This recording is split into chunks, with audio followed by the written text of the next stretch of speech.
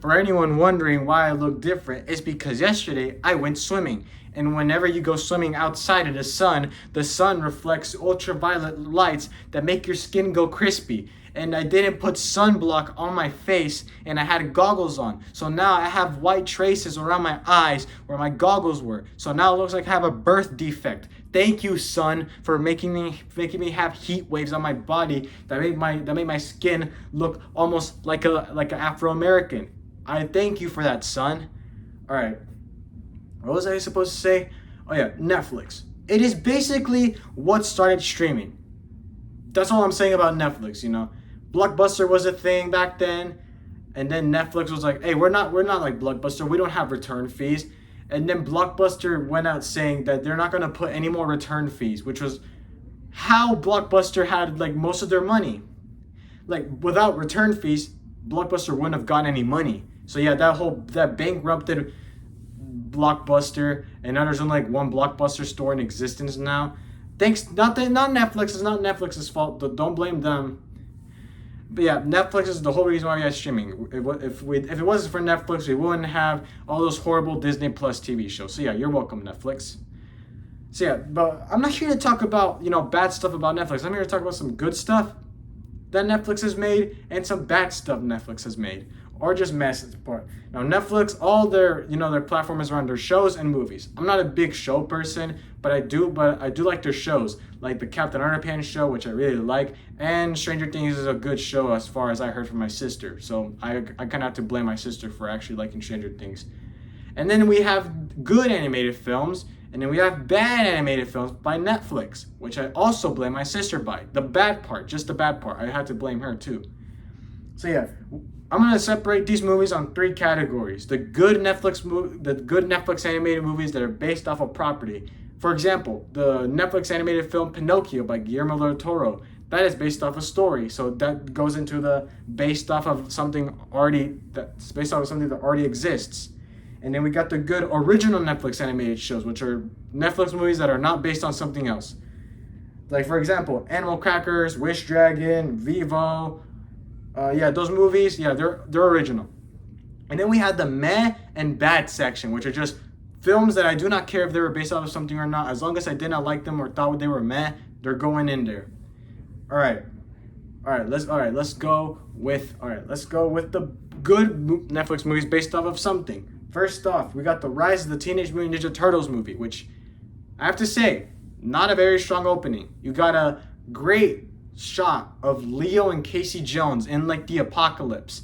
And then you say, "Oh my goodness, that was an amazing scene. I wonder what happens next." And then you get a scene with Leo's face close to the camera, looked like he's doing something intense, but he's not. That whole thing. And then Raph is like, "You gotta be a hero." And then they have a car chase, and then Leo's leaning into the panels, and he's saying stuff like "Washabala Wang Bang" and "Amazo" or "Amazing Shimo," stuff like that. The opening was so bad. My dad literally looked at my face and said, "What the hell is this?" in Spanish.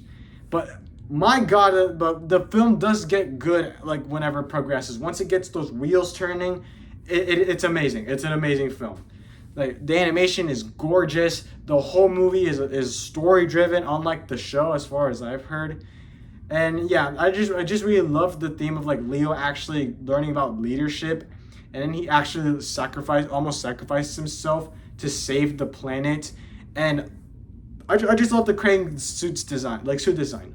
Also, the film got dark very quick. Like there is a scene where one of the Krangs, I don't know which one, there's like three of them, is about to stab Leonardo with one of his tentacles, and before the impact happens, you hear a crunch, a squelch, like crunching, squelching, and a splatter, and then there's something pink coming off of the screen. Well, and like with black surroundings, and you don't know what happens, and you think someone might have died, but it turns out it was just Ralph getting impaled. Normal stuff for a kids film. Also, this film has a swear word, like badass. Oh my goodness! Like I feel like a criminal after watching this. Like it's PG, man. Like how can you do this? There's kids watching. So yeah, overall, Rise of the Teenage Mutant Ninja Turtles. Not a strong opening, but really watch the film. Like watch the rest of the film. If you're one of the people who saw the opening, you're like, "I'm turning this off. This looks like garbage." Don't watch the movie. You will be impressed. I swear. This movie's in like a 9 out of 10 for me. 9 out of 10 for me. All right, next up, another good Nickelodeon Netflix film. Invader Zim Entered the Florpus. I love Invader Zim. It's dark, it has a gritty aesthetic, and it's freaking morbid for no reason. Like, there is a episode where a kid called Keith just wants to be Zim's best friend, and what Zim does in return, he plucks his eyes out. No joke. There is this Invader Zim episode where Zim plucks out a kid's eyeballs, replaces them with robotic eyes to make him his slave, and the kid dies afterwards after being wrestled by a squirrel. There is another episode where Invader Zim steals the organs of every kid and steals one organ in every kid's schools, and that may or may not have started an actual murder. I'm not joking. Look that up. So Invader Zim, amazing show. And it has an amazing movie by Netflix. Like, this film is like I said, like the show, insane. You got Zim learning that the tallest actually wanted to get rid of him in the first place in the show because he was just so competent to the point where he almost destroyed his home planet. And they sent him to Earth because they were so sick of him. And then Zim changes Earth's position to the straight line the tallest are going, just so that he can actually make them proud. Like, sure, I guess. Like, that's the film. And one thing that I really like about this film is they give us the introduction of the best character of the movie, Clembrain, like clone of Professor Membrane. And that one alien that says, "What? That's crazy, yo." I love that alien. I love that alien.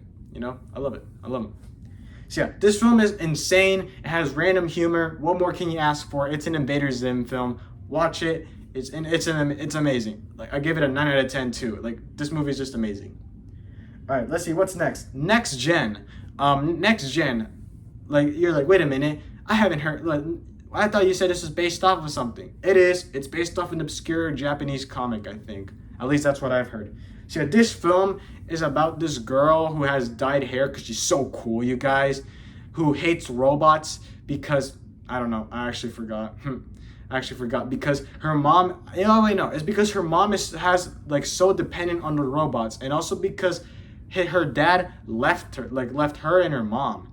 Yeah, pretty sad. And then David Cross makes a robot, and it's supposed to be like the next model, and then the robot gains conscious because of the girl, and now they're best buddies, but like the robot has weapons inside, and he decides to get rid of the weapons so he can make more memories with the girl. And then it turns out the man behind the company that makes those robots is actually evil. No way. And then, they have a big fight scene in the end. But yeah, what do I think of this film? This film is actually, in my opinion, really great. Like, it's not good by any standard. It's not like really amazing, like a masterpiece, but it's still an enjoyable film. Michael Pena voices a chihuahua that says cuss words, but they bleep them out, and that caught me off guard as I was literally laughing out loud when I first saw this film. And then the mom of the girl does it too. She doesn't actually cuss, they actually censor it. So yeah, safe for the children. One thing I also like about the film is that it does hit you in the emotional touches sometimes. At the end, the robot gets destroyed, the good robot, and then he regains all his memories back from zero, from scratch. And yeah, I thought that was a pretty wholesome ending. But yeah, this movie gets an 8 out of 10 for me. It is a kind of like a long stretch film, but yeah. But like, if you sit through the whole movie, yeah, you'll like it. All right, what's next? Shaun the Sheep, Farmageddon. Yeah, this is made by an obscure studio. I don't know if you heard of them. They made this little indie film called Wallace and Gromit: Curse of the Were-Rabbit, and another indie film called Pirates and an Adventure with the Scientist, and another indie film called Early Man. I don't know if you ever heard of them. Yeah, Farmageddon was, in my opinion, a really fun film. One thing that I like about the Shaun the Sheep films is that they can make good, hilarious comedy scenes without any dialogue. And that's really the whole reason why Shaun the Sheep exists. It can make comedy without dialogue, and that's really hard to do. It's silent comedy. But this time, we got an alien that is stranded on Earth, and Shaun wants to help her. But it turns out that the woman behind the FBI actually saw the parents of the alien that's stranded on Earth and dedicated her whole life in the FBI trying to find those aliens with, like I said, no dialogue. That is impressive. And yeah, then the farmer, as he finds out that there's an alien crashing, he builds oh god, I'm frothing. He builds an amusement park called Farmageddon and hope to cash off of other people, saying that he saw an alien. It is true, but he's scamming people off of it. He's a Mr. Krabs in this movie.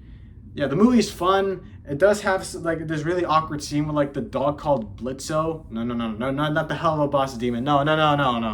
The dog Blitzo from Shaun the Sheep. They mistake the dog for an alien, and then they show him a scene where like private parts. They're censored, by the way, and it's kind of awkward. So yeah, this film is like a 8 out of 10 for me. Really enjoyable.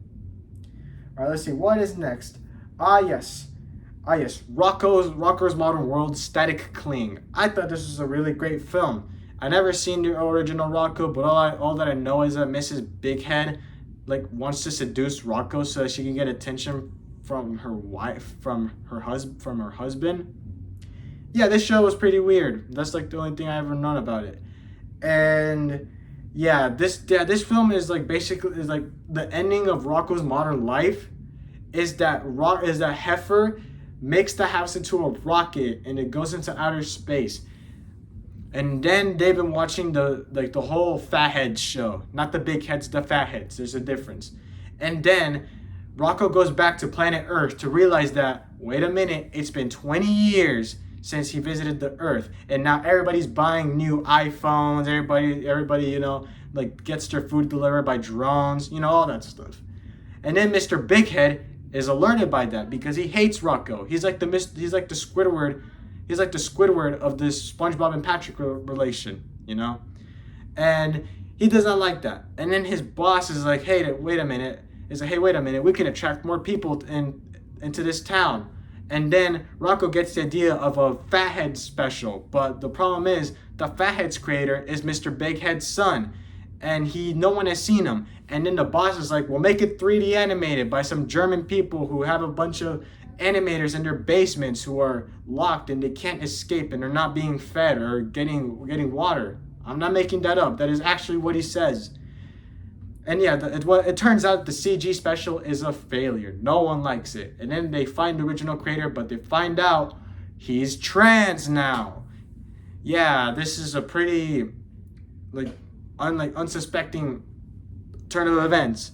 And then Rocko sees a special made by the trans person who was the creator of the original Fatheads and doesn't like it because they have a baby. They never had a baby.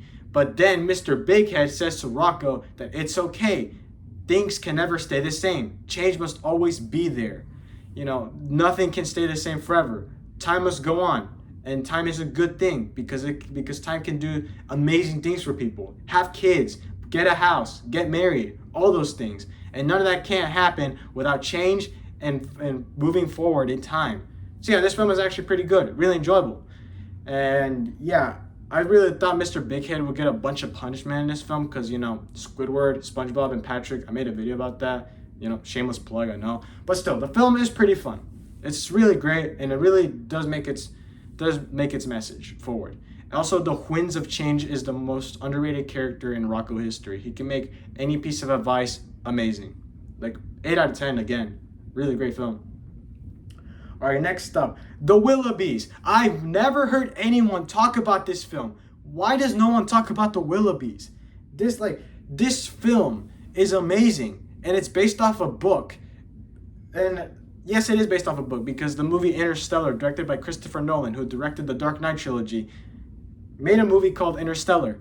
And in the scene, there is a scene where Anne Hathaway's character reads The Willoughbys. And there's a scene in The Willoughbys where the Barnaby twins are reading a book called Interstellar. Because now The Willoughbys are a movie. And now they're reading a book that was a movie. This is too complex. But anyway, The Willoughbys is about 4 children called Tim. I forgot her name. Jane. Yeah. Tim, Jane, and the Barnaby twins, who have awful parents who don't love them. The only thing that they ever gave those children were their names, and that's it. And the kids hate their parents as much as their parents hate them. So they make a fake travel brochure to their parents, saying that they can visit the wonders of the world without children. And of course, the parents, they're like, oh, we can't take our kids, so let's go. And now the kids have the whole house for them until the nanny comes, because they were hired by their parents because they're afraid that the kids will break something. And then Child Protective Services comes in and says that the nanny was originally an orphan. And they're like, get her out, she's not suitable. And then the whole movie is just him trying to get his siblings back together. And then they make a rocket with Terry Crews' Willy Wonka character. They make like a blimp, like that runs on sugar to find their parents, because they're like, wait, maybe getting rid of our parents is not bad, because the Child Protective Services will not stop hunting for the children unless their actual parents come back. This film is really morbid. Like, there are scenes where like the parents are like, we tried everything to ignore you children. We ignored you. We haven't fed you for months. We grounded you. We didn't give you toys. We sent you to the coal bin. And you still try to keep up with us, trying to make us have conversations. It's freaking morbid, but it's still a fun, enjoyable film. The cast is amazing in this film. And I can just hear them have like a bunch of joy behind the scenes, like just by their voices. Also, kids love oats in this film, but apparently that's a lie because I never had oats in my life. Willoughby's 9 out of 10. Only reason why I don't like it is because whenever Jane sings, it doesn't sound like her. It sounds like they hired a different artist to voice her over. But yeah, Willoughby's, amazing film. No one talks about that film. Why? All right, next up we got the last based off good Netflix original film, Pinocchio. It won an Oscar for best animated film of 2022. And I gotta say, this film really punches you in the guts. This film is about a drunken Geppetto who just lost his biological son, and in drunken rage, he makes a wooden puppet to look like his biological son that died. And then he comes to life by a biblically accurate angel. And then every single time Pinocchio dies, he gets sent into what I think is the afterlife, with the rabbits playing poker and a biblically accurate Lucifer. I am not joking. This film goes all the way. It is directed by Guillermo del Toro.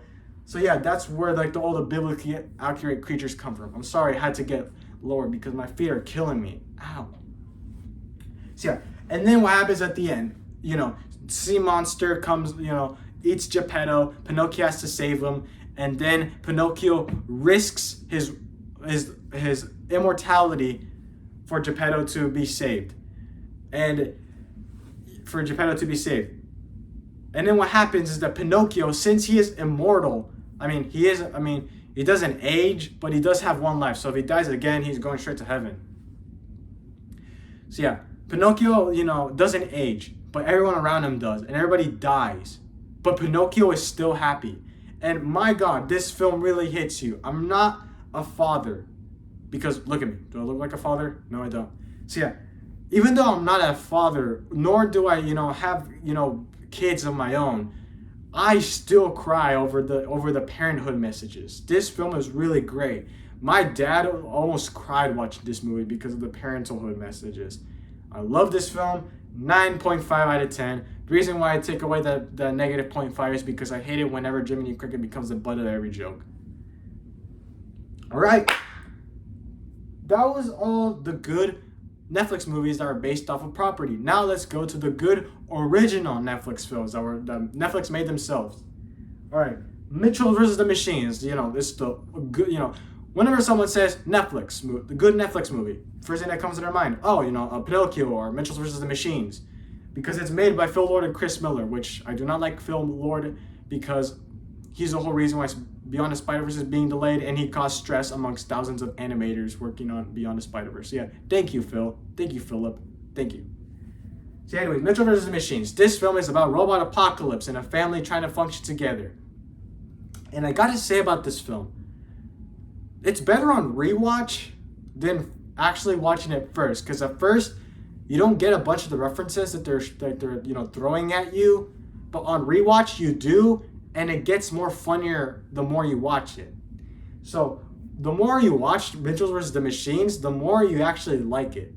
So my recommendation is that watch Mitchell vs. the Machines twice on the same day. Or, yeah. I love this film. Eric and Deborah Bot 9000 are like the best characters in this film. Eric Andre's in this film, but I watched the Spanish dub of the film. And like the only part of the English dub I ever watched was the your flight will take forever, and your destination will be the cold empty vacuum of space. Yeah. I love that. I love that scene with the Conan O'Brien robot. So yeah, this film is fun, does hit emotional touches, and it is a beautifully animated film. 9 out of 10. Only reason why is because it's better on rewatch and because there are some hashtag cringe moments. Also, the Furby scene is hilarious. So yeah, go for it. All right, Klaus. Klaus is a really great film. It does have a different style. Reason why I didn't put it in good based off of something else is because Christmas movies are done to death. So yeah, Klaus. This movie, does 3D animation, the CG animation mixed with 2D elements in it. But it uses shading to make it feel like it's a 2D film, and I love it. It turns out that this Santa Claus is a big bulking hunk of a man called Klaus. And he makes toys because his wife kept on getting a bunch of miscarriages and she got sick before she even had her first child. And that is depressing. So he gives all the children he made for the original children that he thought he was gonna have with his wife. He gives it to the children so that they can feel joy, to re-encapsulate the joy of what would have been if he actually had children. What am I watching? Because it certainly wasn't a typical Christmas film, I'll tell you that. This was an experience. I am so sad this film got snubbed. And the Oscar went for Toy Story 4 instead of this film. The ending is also sad, where Klaus is just lumberjacking, and he's like an older man, and then he looks behind him, sees the winds in the form of his wife, and it says, "You're calling me now, dear?" And he walks through the winds, and no one has ever seen him since. This film is amazing. 9.9 out of 10. Reason why it doesn't get a 0.1 is because there's a pop song in the movie, but it doesn't matter. All right, next one is a guilty pleasure. It's just like a guilty pleasure of mine. I don't think this film is good, but it's not meh or bad enough to be in the meh section because there's one character in the film that makes this film watchable.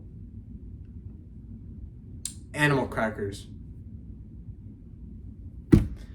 I'm sorry, but Animal Crackers. I love the dialogue in the film where the husband and the wife are having a conversation, and then it actually deteriorates to something else. Oh, look at that, I had shorter hair. Actually, no, it actually looks like you had longer hair. No, I like to trim it sometimes. I like that dialogue. I like the dialogue. Patrick Warburton plays a very cocky person who was like, "Oh yeah, you should have dated me, Zoe. Look at me. I have pecs and I was in a star football team." But this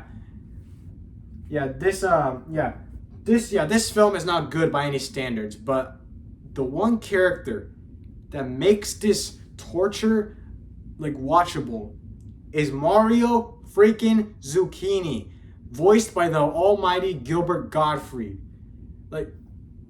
No explanation. Just watch the film only for Mario Zucchini. You'll get all the enjoyment in the world. I love him. I love that dude. All right, Animal Crackers, I give it a 6 out of 10.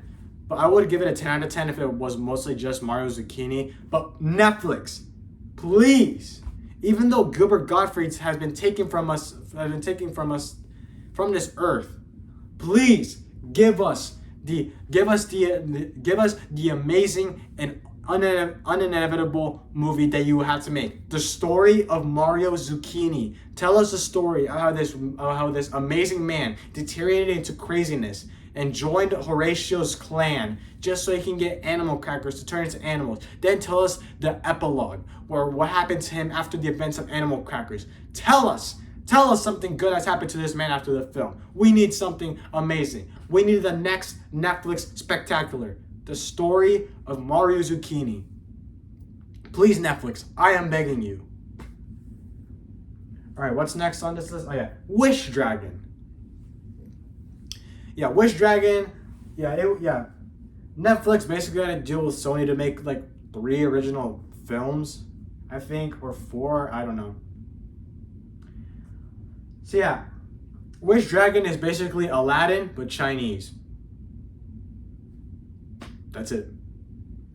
And this film, despite having a lot of similarities with Aladdin, I might prefer watching Wish Dragon over the original Aladdin. Mostly because Wish Dragon does tackle some stuff like, oh yeah, I can't date you because then society will think of this. And the Wish Dragon doesn't make any pop culture reference. I said it. You know, I'm sorry you guys like Genie, Robin Williams' Genie, but like his whole character is based around pop culture references. I'm sorry. But I'm sorry, yeah. I didn't grow up with Aladdin, unlike all you people, but still. Genie, all he does is say pop culture references. Oh, Mom, what do you think I'm doing? Standing here, going around here? That is not, yeah. Yeah, I'm sorry. But the dragon is much better because he's sarcastic, actually had a good backstory, had an intriguing backstory, didn't want to be free, sacrificed his free will for Din. He didn't have to be a likable character at first. Genie had to be, but what does he do? Do pop culture references and literally force one of the 3 wishes upon Aladdin. Like that's what the dragon does in this film, but it doesn't work because if Din, which is the Aladdin of this movie, he would turn out to be an even bigger failure than the dragon did when he was human. I'm sorry, this film is just, I'd rather watch this than Aladdin because it's probably much better. So yeah, Wish Dragon, I give it an 8 out of 10. Really great film. Hey, Dragon Guy, I wish I had longer legs. I love the film. Alright, I couldn't find out what this film was based off of, but this film is so depressing that literally, if you watch this film, you will literally have to pause this movie several times just to probably not throw up or just, think about not taking your own life. Like, that's how morbid this film is. It's a film called The House. I saw Bionic Pig make a video about this film. I saw the film. We're sure I want to be the best decisions and one of the worst decisions of my life. This film tackles upon many instances that I really don't. I'm really scared to say it out loud. But this film is both a masterpiece at being so dark and emotionally beautiful at the same time. I can't describe anything else because I literally want you guys to see this film, The House. Do not watch it if you're over 18 because this film is phenomenal and must be seen by people who actually understand art. I mean, not by me though, but still. This film gets a 9 out of 10. I'm sorry, but this film is amazing. All right, now down to the meh or bad films. All right. I forgot one movie from the good OG Netflix movies. Vivo. Yeah, finally, a lighthearted movie. Vivo is a movie about Gloria Estefan and Cuban guitarist being friends, but Gloria Estefan was more popular than him, so now he's stuck doing street music, and then he dies, and then his King Kaiju tries to travel to America so that he can send the final song that the man wrote for Gloria Estefan. Before he died, he tried to make that song before he passed away. And then this annoying girl with purple highlighted hair joins the journey. But this film is amazing. Despite my grievances or dislikes of Lin-Manuel Miranda, I like this film. Reason why I don't like this film: the girl is annoying, and Lin-Manuel Miranda could have hired someone better. he could have hired someone better to be in this film, but no, he had to be the main character, huh? My favorite parts of the film were the ending, which I'll admit I did cry in the ending, and some of the jokes were actually funny, like the bird who is really like anxious about telling telling a female bird his feelings through song, and then Vivo, and then I think that's the name of the monkey, Vivo, and then Vivo tells him that, hey, you gotta show your feelings, and then the bird actually does, and then Vivo's like, wait, if I told you you were to mate with this girl, then you would tell me something, but the bird ignores it, and that's hilarious. And there's like this dude who keeps on getting tormented by Girl Scouts that he's like using, like he's freaking destroying the planet for stuff that he could just easily do on his own, which I thought was funny. Yeah, Vivo, what I may have said about this film may not have been good, but still, the film is amazing. 7 out of 10. All right, now down to the meh and bad films. Okay, I'm done with any more. Just the meh and bad films, which I have my sister to blame for. If it wasn't for her, then I would not have watched these films. All right? Let's go then, shall we? The Loud House movie. When this movie came out, I didn't watch any Loud House episodes. I thought the show, The Loud House, was not good because it got a live action show, which wasn't good, and then the new episodes just weren't for me, and then the movie was just like that. Also, the movie has to have one of the laziest advertisements, because literally the poster of the film is just clips of the movie that have been scissored out into the, like, there's a post, like the post for the movie has Lincoln holding a backpack. Why is he holding a backpack, you ask? Because there's a scene in the film where the family goes parachuting. That's a paraglider. Laziest poster known to man. The movie's a musical. I'm not a big fan of it. And then Lincoln is like, oh, I'm the least popular one. But then it turns out he's the prince, and then he's gloating all that stuff. And then and then there's a servant who's like the bad person, and then they try to make it into a plot twist, which I saw it coming. And yeah, then there's like this funny like side quest where like Bobby thinks that Lori is breaking up with him. But no, she was just saying that they're breaking up with the service, and it goes to Scotland. Also, major points, because there's an annoying girl in class who has a boyfriend who is from Scottish heritage, and she will not shut up about this film because it takes place in Scotland, and her boyfriend has heritage from Scotland. And the worst part is that the boyfriend does a fake Scottish accent that is annoying to listen to. 5 out of 10 for this film.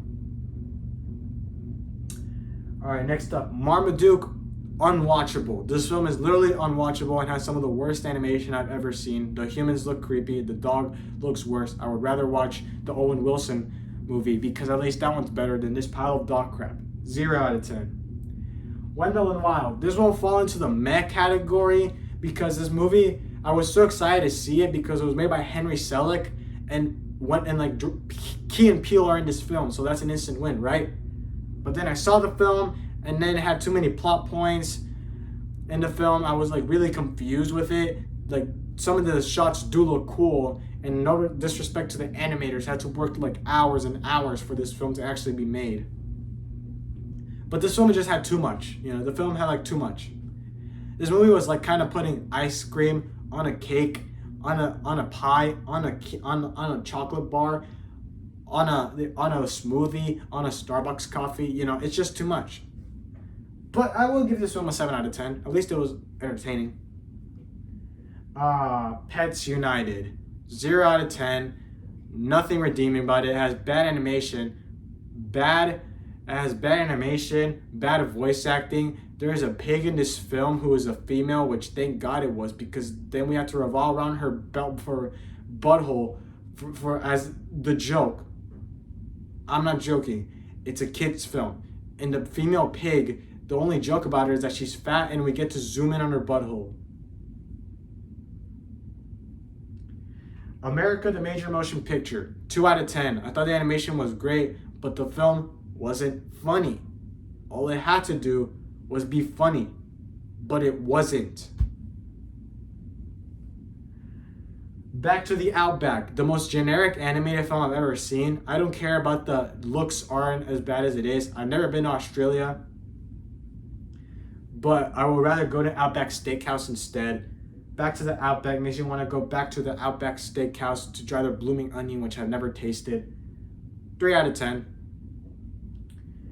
My Little Pony New Generation. This is a meh for me. I'm not into My Little Pony, but one thing that I do not like about this film is that the cop character, when we first get introduced, it looks like he is like the only good character in this film, but then he just turns into generic insert funny joke here character in the movie. But like I have to give this point credit because the police pony's partner is like a spoiled brat because of his mom, and then he makes like a neo-Nazi world with ponies. 3 out of 10. No Malone. I hate this new house. Oh wait, there's a supernatural element in my house? No way. There's a nerd who loves me and I have pink hair to show my attitude. 3 out of 10. Extinct. Bad voice acting. 4 out of 10. Duck Duck Goose. There is a joke in this movie that revolves around the goose's head getting inside a pig's bumhole. Am I supposed to laugh or feel terrified? I don't know. 2 out of 10, man. Only reason why I think this film was enjoyable is because there's a funny scene where like the turtle's like, oh no, a cat's gonna kill him. I must alert him. And he goes really fast, but then a snail literally goes faster than him and he's like, show off. I thought that was funny. I'm sorry. That's why my humor's been deteriorated to. Like 2 out of 10, like I said. So yeah, that's it. Netflix movies. I don't have to talk about them anymore. Nimona looks good and has been in production hell with Disney because Disney hates LGBTQ. So yeah, what do you think of Netflix? What do I think of Netflix? I think it's okay. Like when they make good films, they're good and entertaining. But when they make bad films, like I don't want to see them. Also, this was made before Nimona, so I will make a review of Nimona when it comes out. So yeah, other than that, see you soon. What are some videos you would like? Oh, sorry. What are some videos you would like me to talk about? Because yeah, this is just something that I saw in like a Diamond Bolt video where he talks about cartoon movies. But yeah, other than that, I enjoyed making this video. By making this video, I mean just putting my phone on the Lego stand and push record and talk about for 37 minutes and 55 seconds. So yeah, I like making this video, and I hope you guys like the video, as in enjoy the video. So yeah, check out some old content. You know, I have some stuff that I really wanted to be a big success, but it didn't. So yeah, see you soon.